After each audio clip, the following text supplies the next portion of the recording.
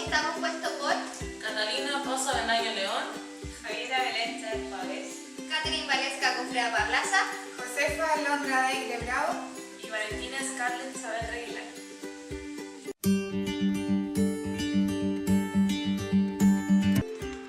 ¿Qué es la afasia? Trastorno del lenguaje que se caracteriza por la incapacidad o la dificultad de comunicarse mediante el habla, la escritura o la mímica y se debe a lesiones cerebrales. Existen diferentes tipos de afasia, cortical y subcortical. Entre las corticales podemos encontrar afasia sensorial transcortical, afasia anómica, afasia de Broca, afasia de conducción, afasia de Wernicke, afasia global, afasia motora transcortical y por último la afasia no fluida mixta. En el siguiente trabajo nos centraremos específicamente en la afasia subcortical. Entre ellas encontramos afasia anterior, afasia posterior, afasia global y por último afasia talámica.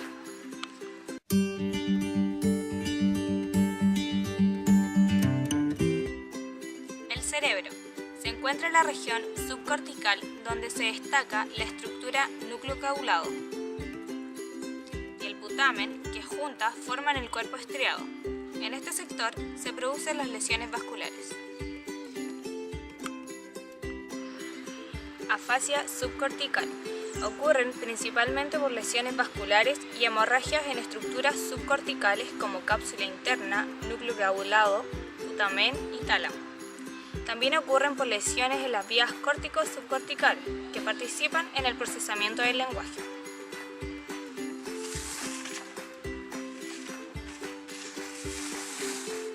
El primero de ellos, afasia anterior. Sitio de la lesión, porción anterior de la cápsula interna. Características: comprensión auditiva buena, uso moderado de sintaxis, repetición buena, agilidad articulatoria deteriorada, agilidad verbal y no verbal escasa.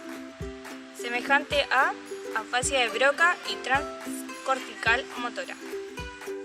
Afasia posterior. Sitio de la lesión, porción posterior de la cápsula interna.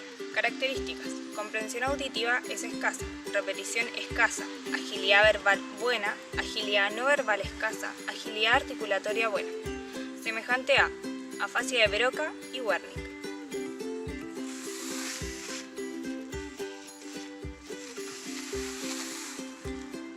Afasia global.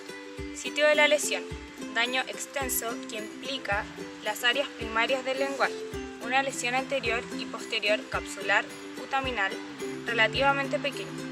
Características: este tipo de afasia interrumpe las vías que conducen a las áreas corticales de la comprensión del lenguaje y las que proceden de las áreas de producción del lenguaje, de forma que el paciente tendrá una comprensión auditiva escasa y una producción verbal escasa o nula.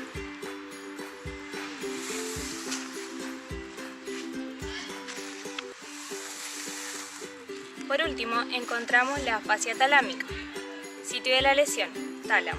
Características: repetición buena, agilidad articulatoria variable, inercia de habla conversacional, comprensión auditiva variable, parafasias semánticas.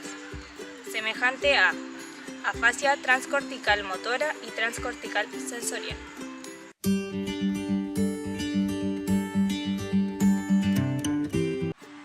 Afasia anterior, semejante a afasia de Broca. Aquí es donde ocurren las lesiones de expresión del lenguaje.